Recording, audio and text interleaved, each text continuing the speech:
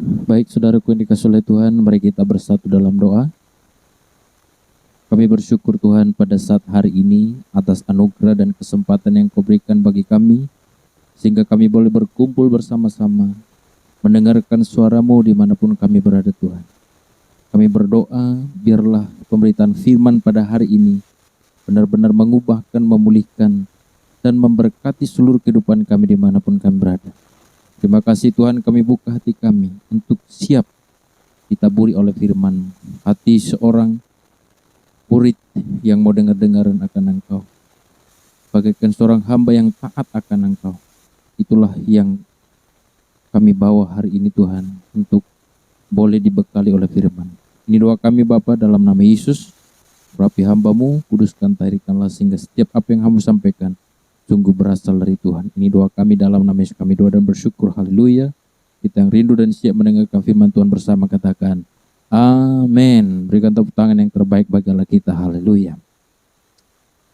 Baik saudaraku yang dikasihi oleh Tuhan, saya percaya kita masih terus semangat, kita masih terus on fire untuk bisa mengikut Tuhan walaupun banyak masalah, tantangan, bahkan guncangan yang mungkin kita hadapi, tapi kita harus terus maju di dalam Tuhan. Sebab selagi kita masih ada dalam dunia, memang kita pasti mengalami banyak tantangan, banyak mengalami masalah, bahkan banyak mengalami godaan. Tetapi satu hal yang kita percaya bahwa kalau kita terus bertumbuh di dalam Tuhan, maka Tuhan pasti akan terus menuntun kita kepada kedewasaan iman dan kepada kedewasaan rohani. Hari ini kita akan berbicara tentang sebuah tema, menjadi umat pilihan Allah. Nah saudara, kita akan berbicara dalam minggu-minggu ini atau dalam beberapa minggu ke depan kita juga akan berbicara dengan tema ini, yaitu menjadi umat pilihan Allah.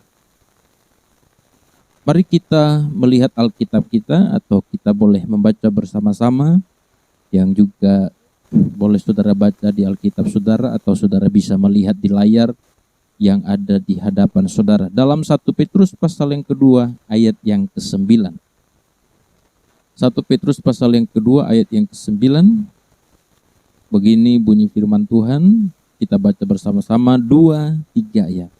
Tetapi kamulah bangsa yang terpilih, umat yang rajani, bangsa yang kudus, umat kepunyaan Allah sendiri, supaya kamu memberitakan perbuatan-perbuatan yang besar dari Dia yang telah memanggil kamu keluar dari kegelapan kepada terang yang ajaib. Nah saudaraku, sekali lagi saya akan bacakan bagi kita. Ada beberapa hal yang penting untuk kita lihat di sini. Petrus mengatakan, kamulah bangsa yang terpilih.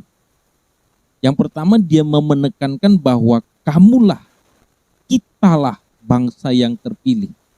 Yang kedua, dia mengatakan imamat yang rajani, dan seterusnya bangsa yang kudus, umat kepunyaan Allah sendiri. Berarti saudara, ada beberapa hal yang Petrus mau sampaikan kepada kita, bahwa kita ini setelah ditebus dan keluar dari kegelapan menuju kepada terang yang ajaib melalui Yesus Kristus, kita punya status atau punya keadaan menjadi bangsa yang terpilih. Katakan bangsa yang terpilih. Saudara menjadi bangsa yang terpilih, saya menjadi bangsa yang terpilih. Lalu menjadi imamat yang rajani. Menjadi imam, menjadi imamat yang rajani, bangsa yang kudus, umat kepunyaan Allah sendiri. Lalu saudara, untuk apa kita menjadi bangsa yang terpilih, menjadi imamat yang rajani, dan menjadi bangsa yang kudus yang adalah kepunyaan Allah sendiri? Tentu ada maksud Allah. Kenapa Tuhan melalui Yesus Kristus melakukan dan mengerjakan hal itu kepada kita, sebagaimana yang disampaikan oleh Petrus? Dikatakan di sana supaya kamu memberitakan perbuatan-perbuatan Allah yang besar dari Dia. Katakan amin. Jadi saudara, tahukah saudara, selemah apapun saudara di mata Anda, atau mungkin serendah apapun saudara di hadapan orang lain, atau mungkin serendah apapun pendidikan atau strata kita, Tetapi satu hal yang Anda harus tahu, Anda sebagai umat pilihan Allah, Anda sebagai umat pilihan Allah, saya sebagai umat pilihan Allah, baik kita mungkin yang sudah tua, atau masih muda, masih remaja, atau sudah dewasa, setengah umur, dan lain sebagainya. Tahukah saudara bahwa kita adalah umat pilihan Allah, dan ketika kita menjadi umat pilihan Allah, ada beban, ada tanggung jawab yang kita miliki, yang harus kita lakukan. Artinya, Petrus tadi mengatakan bahwa kamu akan melakukan perbuatan-perbuatan Allah yang ajaib. Saya ulangi saudara, bahwa seberapa rendahnya pun kita di mata orang, atau seberapa tidak terpandang pun kita di mata orang, atau seberapa rendahnya ekonomi kita, atau disebut kalangan miskin, atau mungkin pendidikan kita tidak begitu hebat, walau kita bukan berkata pendidikan tidak perlu atau kekayaan itu saudaraku adalah sesuatu yang tidak perlu juga. Tetapi yang saya mau katakan adalah yang harus kita pahami dengan benar, bahwa kita harus menjadi alat Tuhan untuk menceritakan perbuatan-perbuatan Allah yang besar. Katakan amin. Maka Petrus mengatakan kamu adalah bangsa yang terpilih. Tahukah saudara bahwa sebenarnya orang Israel lah yang menjadi bangsa pilihan Allah. Tetapi mereka justru menolak Yesus dan mereka tidak percaya kepada Yesus. Maka ketika mereka menolak Yesus, bahkan menyalibkan Yesus, apa yang terjadi? Status umat pilihan itu saudara menjadi terbuka kepada kita, kepada bangsa-bangsa lain termasuk kepada kita. Artinya apa? Karena Yesus dan Injil ditolak oleh orang-orang Israel, maka Injil terbuka kepada bangsa lain. Maka siapa yang menerima Injil dan siapa yang menerima Yesus sebagai Tuhan dan Juru Selamat, dia menjadi umat pilihan secara rohani. Jadi kalau Israel tadi adalah umat pilihan secara jasmani, secara lahiriah, tetapi mereka menolak Yesus sebagai Tuhan dan Juru Selamat, maka mereka tidak menjadi umat pilihan secara rohani. Mereka hanya menjadi umat pilihan secara jasmani, secara lahiriah. Tetapi kita saudara, yang menerima Injil, yang menerima Yesus, kita menjadi umat pilihan secara rohani. Walaupun secara jasmani kita bukan orang Israel, kita bukan keturunan Yahudi, tetapi kita menjadi umat pilihan Allah oleh karena Kristus yang kita terima. Injil yang kita terima menjadikan kita menjadi umat pilihan Allah. Yang mengerti katakan amin. Jadi saudara, penting untuk kita pahami pada saat kapan kita menjadi umat pilihan Allah. Pada saat kita percaya dan menerima Yesus sebagai Tuhan dan Juru Selamat, saat itulah kita menjadi umat pilihan Allah. Saya ulang sekali lagi saudara, ini perlu untuk saudara pahami. Dan ini adalah sebuah pernyataan penting, sebuah deklarasi penting supaya tahu posisi saudara siapa. Walau kita di mata manusia tidak berharga, tapi ingat, engkau umat pilihan Allah. Engkau adalah bangsa yang terpilih. Saat kapan kita menjadi umat pilihan Allah? Saya ulang sekali lagi. Ketika saudara menerima Yesus sebagai Tuhan dan Juru Selamat dalam kehidupan, engkau percaya Dia adalah Tuhan, maka pada saat itu engkau telah menjadi umat pilihan Allah. Katakan amin. Berikan tepuk tangan yang terbaik bagi Allah kita. Saya mau tanya pada saudara yang hadir hari ini, tolong jangan ngantuk dan menghayal dulu. Apalagi yang di belakang sana, atau yang di kiri, yang di samping, yang di depan juga, yang di tengah juga, semua. Saya tanya saudara, apakah saudara sudah percaya Yesus adalah Tuhan dan Anda menerima Dia sebagai Tuhan dan Juru Selamat dalam hidupmu? Yang percaya katakan amin. Maka ketika saudara sudah percaya dan menerima Yesus sebagai Tuhan dan Juru Selamatmu, Anda harus tahu bahwa saudara pada saat itu telah menjadi umat pilihan Allah. Kita menjadi umat pilihan Allah. Dan menjadi umat pilihan Allah itulah sebuah anugerah kepada kita. Jadi status kita yang tadinya adalah bangsa yang terbuang, yang tadinya adalah kita adalah bukan bangsa pilihan. Bahkan kalau kita tidak diselamatkan, kita akan binasa. Tetapi ketika Injil diberitakan kepada kita, ketika Yesus yang ditolak oleh orang Israel, yang ditolak oleh orang Yahudi, diberitakan kepada kita dan kita mengimaninya, maka kita punya status menjadi status umat pilihan Allah. Dan harus kita perhatikan, umat pilihan Allah adalah umat yang istimewa di hadapan Allah. Sekali lagi saudara, umat pilihan Allah adalah umat yang istimewa, khusus, spesial di hadapan Allah. Tetapi juga saudara mesti mengerti, keistimewaan kita itu saudara membuat kita saudara punya tanggung jawab moral untuk hidup berkenan sesuai dengan kehendak Allah. Jadi saya ulang saudara, ketika kita menerima Yesus sebagai Tuhan dan Juru Selamat, maka saat itu kita menjadi umat pilihan Allah. Dan pada saat kita menjadi umat pilihan Allah, kita adalah orang yang istimewa di hadapan Allah. Tetapi keistimewaan kita di hadapan Allah menuntut kita punya moral, punya hidup yang berkenan dan sesuai dengan kehendak Allah. Jadi beda saudara kalau ada mungkin, kalau kita menyebut seseorang itu istimewa, kalau sekarang kan disebut sultan gitu ya.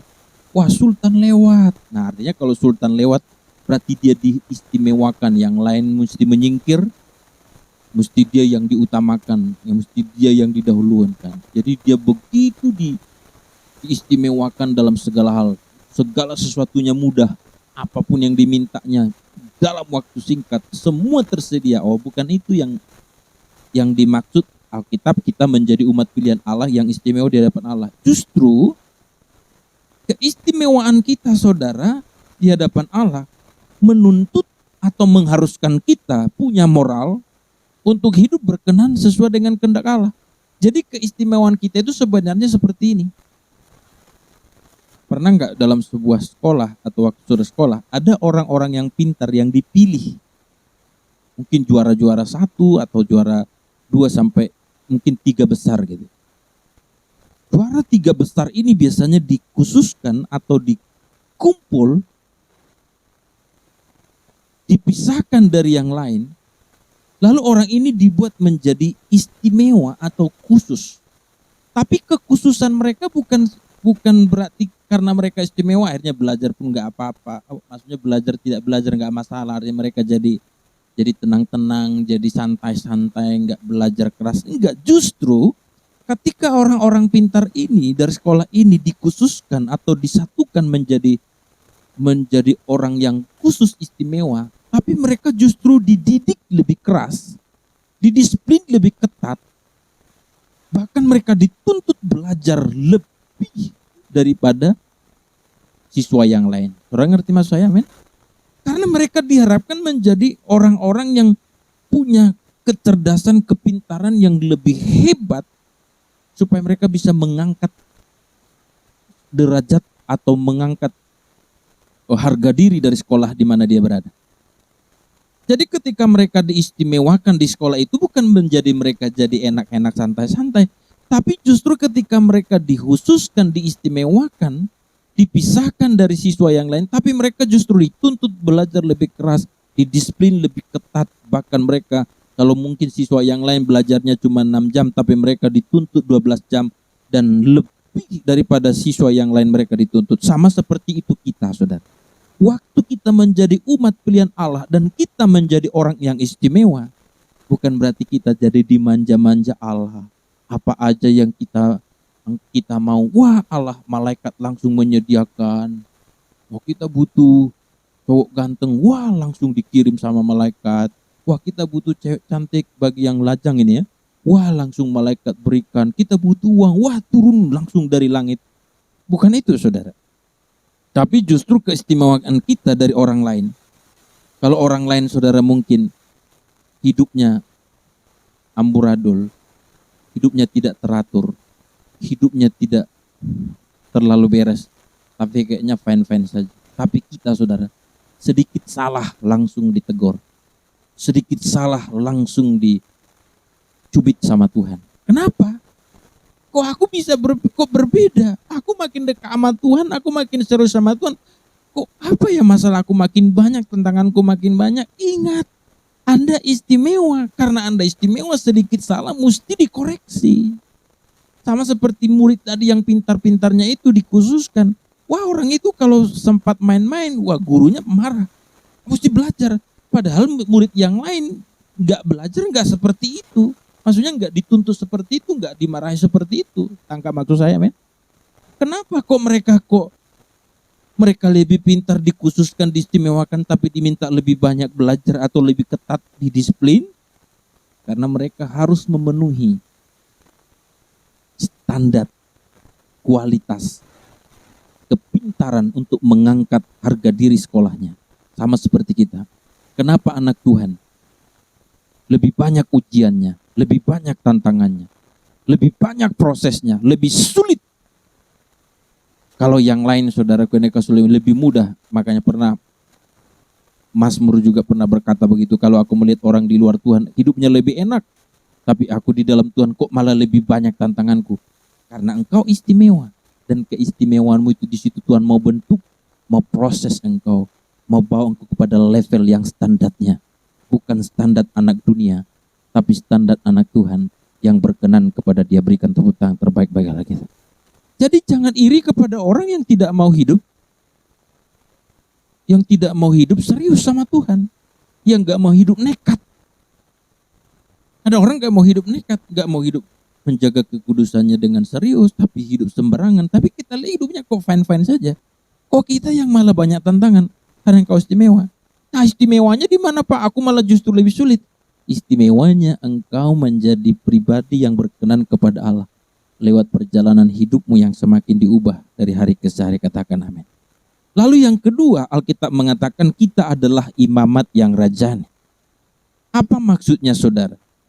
Tahukah saudara bahwa perlu saya jelaskan juga, dalam perjanjian lama bahwa seorang imam itu, dulu kalau dalam perjanjian lama seorang imam bertugas di bait Allah untuk mengurus apa yang menjadi keperluan umat Israel.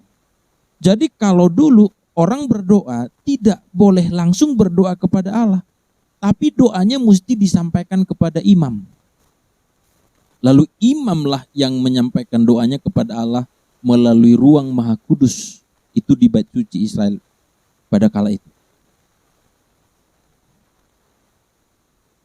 Maka kalau orang Israel mau memberikan korban, mereka tidak bisa langsung memberikannya. Harus melalui imam, dan imam juga nggak boleh hidup sembarangan. Imam tidak boleh, saudaraku, menjadi orang yang sama seperti jemaat atau masyarakat biasa. Tapi imam itu dikhususkan, hidupnya khusus untuk melayani Allah, dan dia mesti hidup kudus di hadapan Allah. Boleh orang masuk sembarangan ke ruang maha suci. Mesti orang yang kudus. Makanya kalau imam tidak kudus, dia bisa mati di dalam. Nah masalahnya kalau imam mati di dalam, nggak boleh orang saudara masuk ke dalam ngambil jenazahnya. Karena kalau imam aja yang masuk ke dalam karena tidak kudus mati, apalagi orang biasa. Maka karena seperti itu sebabnya kaki imam mesti diikat dengan rantai. Jadi diikat dengan rantai bukan karena gila ya, bukan. Tapi maksudnya kalau imam mati di dalam, maka orang tinggal narik rantainya untuk menyeret jenazahnya sampai keluar. Saudara ngerti maksudnya, men? Jadi pada intinya pada kala itu imam itu harus kudus, dan imam itu tugasnya hanya melayani Allah di bait Allah. Seorang imam harus mengabdikan seluruh hidupnya, seluruh waktunya hanya kepada Allah melalui pelayanan di bait Allah. Namun saudara, ketika Yesus mati bagi kita, Yesus disalibkan, maka tirai bait Allah terbelah. Itu artinya apa? Kita tidak membutuhkan imam lagi. Maksudnya, kita tidak perlu lagi orang lain untuk menyampaikan doa kita dan untuk menyampaikan persembahan atau korban kita. Tetapi kitalah menjadi imamat yang rajani. Karena Yesus menjadi imam besar kita. Artinya dia menjadi perantara kita. Tidak perlu yang lain. Anda tidak perlu lagi sebenarnya menyampaikan permohonan doamu kepada pendeta atau kepada pendoa. Walau hal itu tidak salah. Saya ulang, walau hal itu tidak salah. Tapi seharusnya tidak perlu.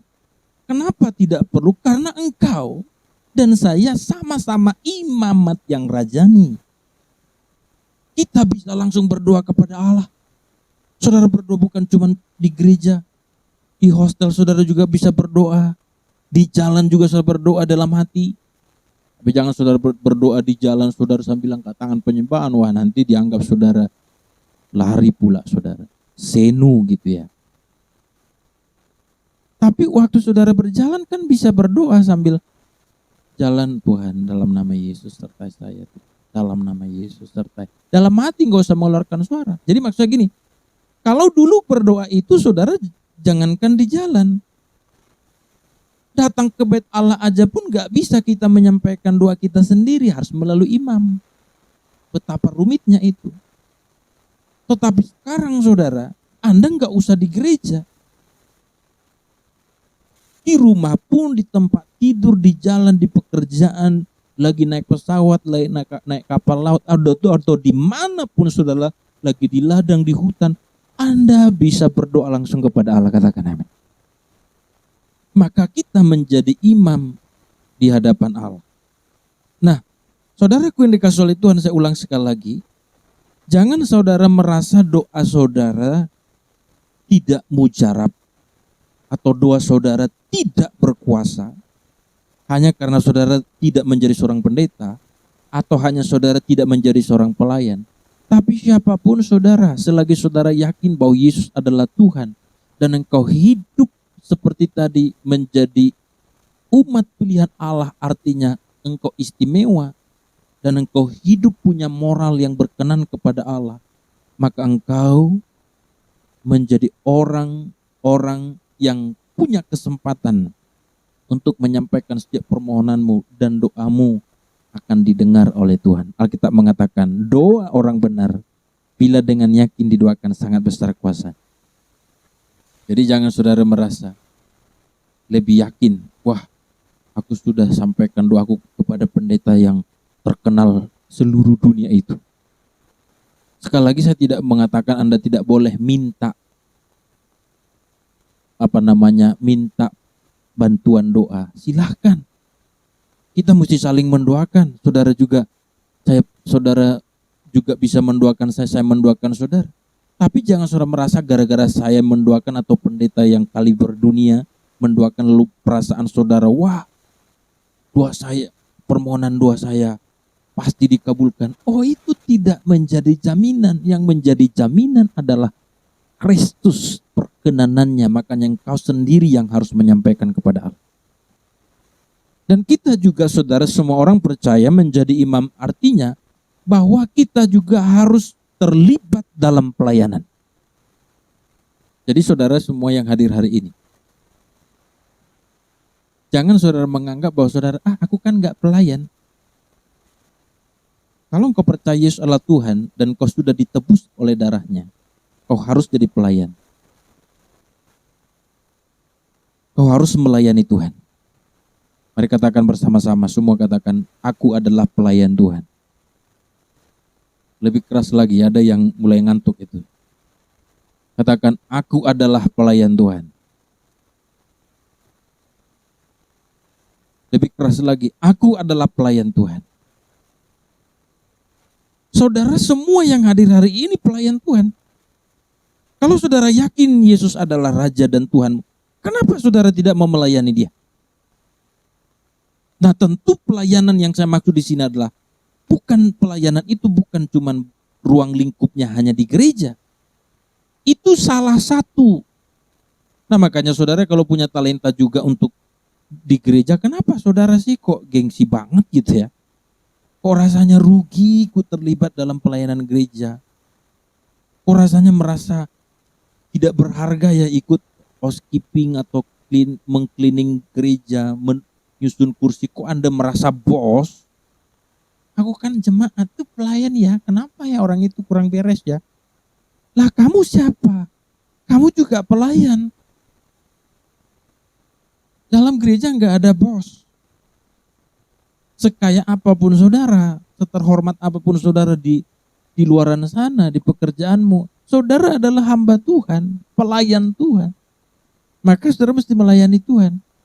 Tentu seperti yang saya katakan, mungkin kalau saudara tidak punya waktu karena saudara mungkin orang sibuk di luar, Anda punya perusahaan atau Anda mungkin punya bisnis yang hebat sehingga Anda tidak punya waktu untuk menyusun kursi di gereja atau untuk jadi singers atau untuk menjadi multimedia atau untuk menjadi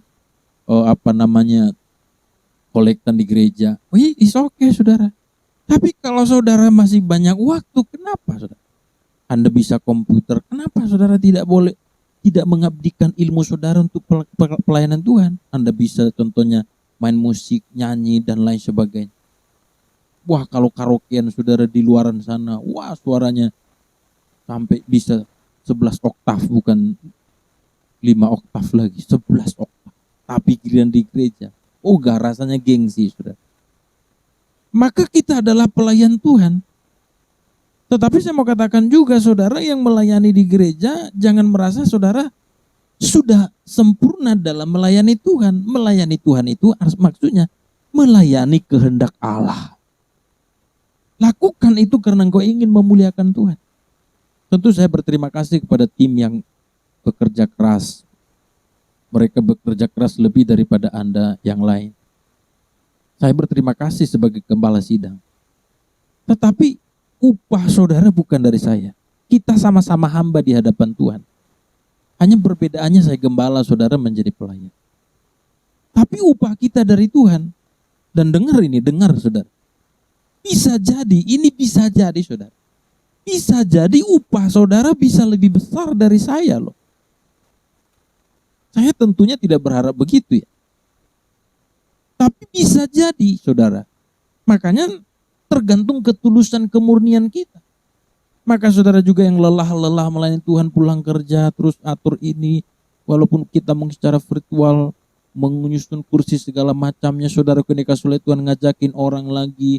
Waduh supaya datang ke ibadah itu pun susahnya minta ampun contohnya. Jangan merasa aduh kayaknya sia-sia apa yang kau lakukan. Tidak. Saya katakan tidak. Anda pasti lebih saudaraku yang dikasih oleh Tuhan daripada yang lain. Asal kau lakukan dengan tulus. Engkau bisa saja lupa apa yang sudah kau lakukan. Manusia pun tidak menghargaimu atau jemaat malah mencelamu. Tapi kalau engkau melakukan dengan tulus, dengan segala keterbatasanmu, apakah kamu pikir Tuhan tidak melihat? Tuhan pasti melihat. Dan kelak engkau akan menuai apa yang kau tabur. Itu sebabnya semua jemaat yang hadir hari ini juga. Saudara adalah pelayan Tuhan. Walaupun mungkin saudara tidak bisa melayani di gereja, tapi area pelayanan kita, ladang pelayanan kita, di mana kita harus mengabdikan diri sebagai imamat yang rajani adalah seluruh wilayah hidup kita. Jadi sekali lagi tadi pengertian melayani Tuhan itu adalah bukan sekedar jadi singers, worship leader, pengkhotbah, multimedia, nyusun kursi dan lain sebagainya. Tapi pengertian melayani Tuhan, melayani kehendak Allah, melayani apa yang Tuhan mau. Itu artinya. Jadi kalau saudara di pekerjaan, kalau saudara di rumah, kalau saudara lagi di sekolah bagi yang sekolah, kalau saudara di keluarga, atau kalau saudara di lingkungan dimanapun saudara berada, lakukan segala sesuatu sebagai bentuk pelayananmu untuk Tuhan. Saudara tangkap apa yang saya maksud ini, amin? Lakukan karena Anda ingin menyenangkan Tuhan dengan hidup saudara. Mungkin saudara bertanya, Pak, bagaimana melayani Tuhan di hostel? Jadilah berkat di sana, tidak menjadi sandungan. Anda di sana saudara paling yang rajin, housekeeping saudara teratur, bahkan saudara kenikah oleh Tuhan, tugas-tugas saudara Anda lakukan dengan begitu baik, tidak bersungut-sungut, tidak menghakimi orang lain, tidak membuat orang lain terganggu dengan saudara. Itu cara saudara melayani Tuhan. Maka itu sebabnya saya mau katakan kepada saudara, sebagai imam itu kita menjadi orang yang melayani Tuhan. Sebabnya dalam Kolose pasal 3 ayat 23 mengatakan, apapun juga yang kamu perbuat, perbuatlah dengan segenap hatimu, seperti untuk Tuhan dan bukan untuk manusia. Dan dalam 1 Korintus pasal 10 ayat 31 mengatakan, aku menjawab, jika engkau makan atau jika engkau minum atau jika engkau melakukan sesuatu yang lain, lakukanlah semua itu untuk kemuliaan Tuhan. Bahkan dalam Filipi pasal 1 ayat 20 mengatakan, sebab yang sangat kurindukan dan kuharapkan ialah bahwa aku dalam segala hal tidak akan beroleh malu, melainkan seperti sedia kala, demikian pun sekarang Kristus dengan nyata dimuliakan di dalam tubuhku, baik oleh hidupku maupun oleh matiku. Jadi menjadi imamat yang rajani artinya saudara dan saya menjadi pelayan Tuhan yang melayani kehendak Allah, katakan amin. Yang terakhir saudara, di sana dikatakan kita menjadi bangsa yang kudus. Apa yang dimaksud menjadi bangsa yang kudus? Tadi kan ketika kita dibawa dari kegelapan kepada terang, maka kita menjadi umat pilihan, imamat yang rajani, dan bangsa yang kudus. Nah, bangsa yang kudus yang dimaksud adalah kita memiliki pola pikir, cara berpikir, way of thinking kita, atau dalam bahasa lain proneo kita. Itu saudara menjadi terpisah, berbeda dari dunia ini. Kenapa saudara? Karena kita menjadi bangsa yang kudus, yang dikhususkan. Maka kita memiliki pikiran dan tujuan hidup yang terpisah dari dunia ini, dan itu kita wujudkan dalam sikap dan tindakan kita sebagai cerminan dari karakter Kristus yang ada dalam diri orang percaya. Jadi begini, orang yang kudus atau bangsa yang kudus, yang membedakan dia dengan orang lain bukan pakaiannya. Jadi ada orang merasa kalau dia pakai baju putih, apalagi berjubah lagi dengan orang tidak pakai baju putih, apalagi baju seksi, wah dia merasa aku kudus, dia kudis. Atau ada orang merasa saudara kalau orang lain rambutnya dicat sampai 5 warna, lalu rambut dia tidak dicat, lalu dia merasa orang yang dicat rambutnya itu kudus, dia kudus. Jadi sebenarnya bicara kita kudus tidak dilihat dari jas yang dia pakai, baju yang kita pakai, atau bagaimana model rambut kita, atau macam-macam secara lahiriah kita. Kan kadang-kadang kita merasa begitu. Makanya pernah ada sebuah caption ataupun foto di medsos gitu ya. Ada orang barat mungkin, tapi kulit putih, yang jelas kulit putih, pergi ke Afrika. Tapi orang barat ini kan bajunya seksi, lalu bertato. Nah biasanya kalau wanita bertato kan dicap agak negatif di mata orang, betul nggak? Agak negatif bertato, apalagi kalau wanitanya merokok lagi, itu dianggap bagaimana ya, negatif lah gitulah, dianggap jahat. Tapi di gambar itu dibuat apa? Orang yang bertato ini, bahkan yang mungkin di mata orang tidak baik, melihat anak Afrika yang lagi kelaparan, justru saudara dia duduk dan memberi makan, memberi minum anak itu yang ditelantarkan orang atau yang kelaparan itu dengan begitu tulus dan begitu mengasihi. Makanya waktu orang foto begitu, jadi maksudnya kan begini, kalau di mata orang wanita ini karena mungkin bertato, bajunya seksi lagi, itu dianggap kurang kudus gitulah ya, dianggap negatif. Kalau zaman-zaman dulu kan ada seperti itu, mohon maaf aja. Kalau zaman-zaman dulu atau tahun-tahun berapa ya, mungkin 10 tahun yang lalu, kalau orang pirang itu, wanita rambut pirang itu dianggap loh, ini maaf sekali lagi maaf, itu dulu dianggap itu wanita kurang baik. Dulu, kalau bagi saya sih nggak masalah. Saudara mau cat rambut juga nggak masalah, penting sesuai aja dengan wajah saudara. Harusnya lebih cantik, jangan lebih jelek gitu loh. Tapi saudara mau cat rambut bagi saya tidak masalah, karena itu nggak menunjukkan imanmu. Sama seperti ini tadi. Tetapi saudaraku yang dikasih oleh Tuhan, Ada orang merasa kalau dia sudah pakai baju yang tertutup semuanya, wanita yang punya baju yang tertutup semuanya, baru dia lebih kudus. Nah, itu yang dimaksud Alkitab. Kita menjadi kudus bukan berarti juga kita mengasingkan diri. Ih, itu najis. Ih, itu bejat. Ih, itu jahat. Amit-amit. Lalu kita nggak mau berteman. Tapi yang disebut bangsa yang kudus, artinya pikiran kita yang berbeda.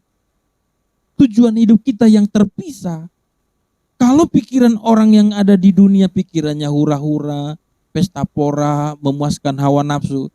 Tapi kita tidak punya pikiran seperti itu. Pikiran kita adalah bagaimana memuliakan Tuhan, bagaimana kerja dengan bagus, jujur. Nah, kita mungkin sama-sama bekerja dengan orang yang tidak mengenal Tuhan.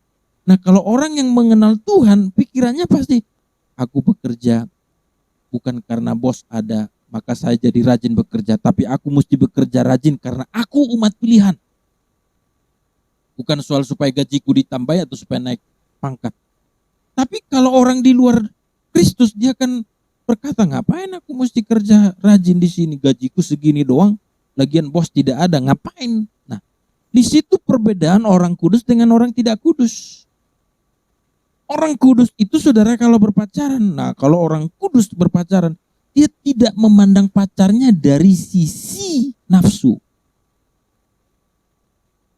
Ini kalau orang kudus, walaupun saudara dia punya nafsu gitu loh, bukan berarti orang kudus kehilangan nafsu. Gue lihat cewek cantik jadi nggak punya gairah, tetap punya gairah sama seperti laki-laki ya. Tapi pada saat dia tahu posisinya sebagai umat pilihan Allah, aku umat pilihan Allah, gak boleh menjadikan pikiranku jadi liar, menjadi najis. Maka dia menghentikan itu. Tapi kalau orang yang bukan umat pilihan, ya dia akan biarkan. Dia membayangkan, dia menghayal, bahkan sampai bisa, saudaraku, berpacaran hanya ingin memuaskan hawa nafsunya. Hati-hati, saudara. Kalau Anda yang hadir hari ini seperti itu, bertobat, saudara. Saya tidak tahu kehidupan saudara seperti apa. Dan saya tidak perlu tahu. Tapi ingat, ada yang mengetahui siapa engkau sebenarnya. Maka itu sama saya katakan, kalau engkau menjadi orang kudus, enggak perlu aku kudus, aku rajin gereja, aku kudus loh, lihat bajuku loh, semua tertutup loh, lihat loh rambutku bukan compang-camping loh, aku enggak pakai tato loh, aku enggak pakai apa itu namanya gigi dibuat di hidung ini, aku enggak seperti dia loh, aku enggak merokok loh, aku enggak menjudi loh. Saya mau katakan, saudara, bukan berarti kalau ayo merokok menjudilah, tidak. Tapi yang membuat saudara kudus, yang membedakan saudara menjadi umat pilihan yang kudus adalah pikiran saudara. Kemana kau arahkan pikiranmu? Apakah pikiranmu kepada Kristus? Atau pikiranmu hanya ingin memuaskan keinginanmu? Sama seperti orang di luar Kristus. Semua orang di luar Kristus pasti keinginannya bagaimana mendapatkan segala sesuatu untuk menyenangkan dirinya. Tapi berbeda dengan kita, kita mendapatkan segala sesuatu untuk menyenangkan Tuhan. Dan kita percaya kelak Tuhan akan memberikan upah kepada kita, berikan tepuk tangan terbaik-baik Allah kita. Tolong dicatat, ini penting, saudara. Makanya Roma pasal 12 ayat 2 mengatakan, janganlah kamu menjadi serupa dengan dunia ini, tapi berubahlah oleh pembaruan budimu, sehingga kamu dapat membedakan manakah kehendak Allah, apa yang baik, yang berkenan kepada Allah, dan yang sempurna. Ini yang harus kita perhatikan. Kita mesti mengerti, harus punya pemahaman yang berbeda dengan orang lain. Jadi kalau saya katakan menjadi bangsa yang kudus, kita punya pikiran dan tujuan hidup yang tidak sama dengan dunia.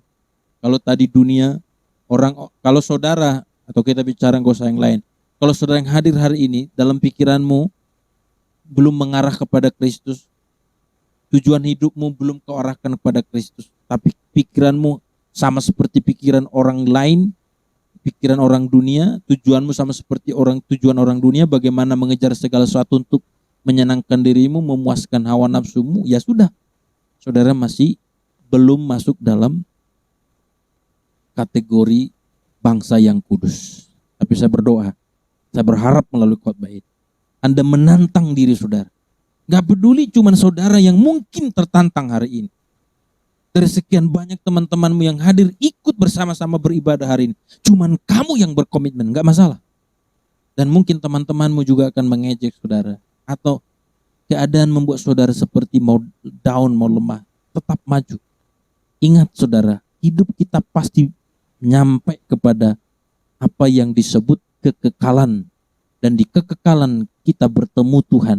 Apakah kita waktu bertemu Tuhan dalam kekekalan membuat Tuhan tersenyum dan berkata, "Hai anakku, marilah aku menyambutmu. Aku bangga denganmu." Atau apakah Tuhan akan berkata, "Hai kamu, hamba yang jahat dan malas, enyah dari hadapan." Itu sudah pasti, saudara. Anda anggap ini sebagai lelucon atau Anda tidak yakin juga, tapi itu pasti, saudara. Dan saudara, di situ tadi di ayat itu juga katakan, kitalah bagaimana kita menjadi umat pilihan Allah, bangsa yang terpilih, imamat yang rajani, bangsa yang kudus, maka kita disebut menjadi umat kepunyaan Allah. Katakan umat kepunyaan Allah. Kenapa kita menjadi umat kepunyaan Allah? Artinya kita bukan milik kita lagi. Umat pilihan Allah artinya umat yang telah dibeli untuk menjadi miliknya dengan harga yang lunas dibayar, yaitu dalam pengorbanannya di kayu salib. Yang kedua, kita menjadi umat Allah karena Allah berdaulat sepenuhnya atas hidup kita. Engkau tidak berdaulat atas hidupmu, cuman kan Tuhan beri kebebasan pada kita. Itu sebabnya apapun yang saudara lakukan seolah-olah tidak ada sesuatu yang melarang kan. Allah tidak langsung mensentil telinga saudara. Anda orang-orang jahat dimanapun mau buat apa juga seperti tidak melihat kemarahan Allah, betul? Tapi tahu nggak, Allah berdaulat atas hidup saudara. Anda nggak pernah berdaulat atas hidupmu.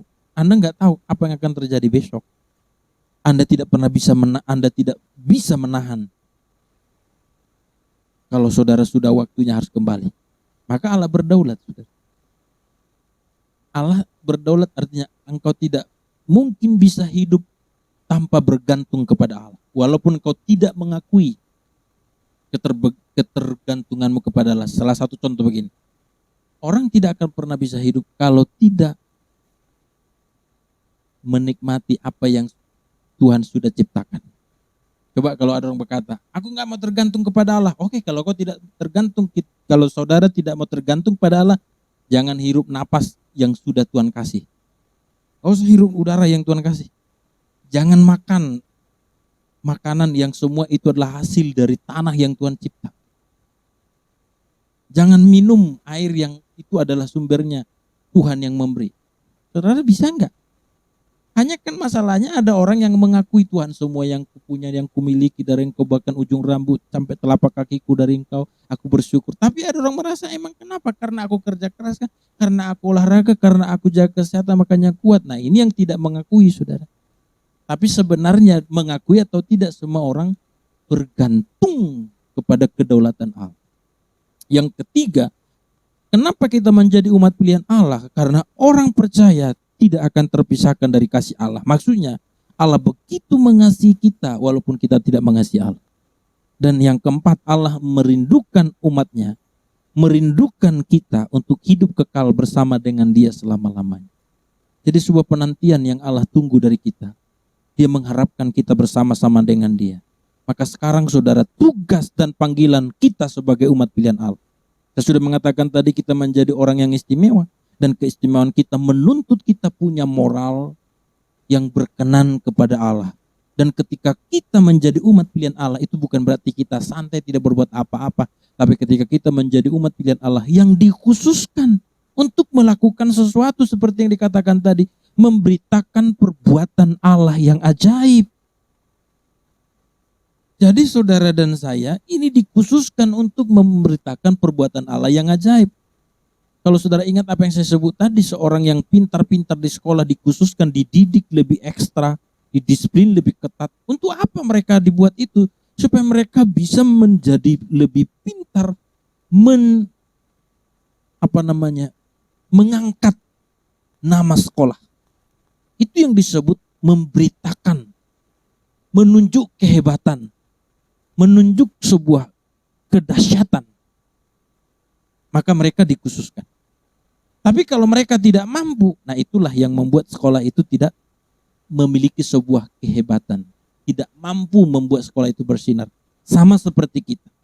Kalau kita, saudara, tidak mampu punya kualitas hidup seperti yang Tuhan kehendaki, maka kita tidak mampu menceritakan perbuatan Allah yang ajaib. Maka apa perbuatan Allah yang ajaib yang harus kita nyatakan melalui hidup kita, yaitu perubahan hidup yang nyata, yang dialami, di mana kita tadinya hidup dalam kegelapan, tadinya hidup dalam kejahatan, tadinya hidup dalam kenajisan, tadinya hidup dalam tujuan yang keliru, tadinya hidup untuk diri sendiri. Sekarang kita masuk kepada terang Allah. Sekarang kita masuk kepada kekudusan. Sekarang kita masuk punya pikiran dan tujuan yang mengarah kepada Kristus. Maka disitulah dilihat oleh orang lain. Waduh, orang ini aku kenal dulu. Ini dulu kasar ini. Orang ini dulu jahat nih. Waduh, sekarang kenapa berubah ya? Itulah perbuatan Allah yang ajaib. Yang mengubah bukan saudara. Yang mengubah bukan saya sebagai pengkhotbah. Yang mengubah adalah Kristus yang ada dalam hidup saudara. Disitulah menjadi kemuliaan perbuatan Allah yang ajaib. Yang tidak mungkin dikerjakan oleh manusia. Tapi yang dikerjakan Allah dalam diri. Di mana ada orang yang berubah tadinya dari teroris, tapi dijamah Tuhan menjadi seorang pemberita firman. Maka di situ saudara ada sebuah perubahan hidup. Itulah perbuatan Allah yang ajaib. Maka orang bisa terheran-heran dan terkagum-kagum. Maka saya mau katakan pada saudara hari ini, saya tidak tahu bagaimana kehidupan mungkin disingkirkan, dilecehkan, tidak dihargai orang lain karena kita miskin, kita sederhana, kurang berpendidikan. Tidak masalah.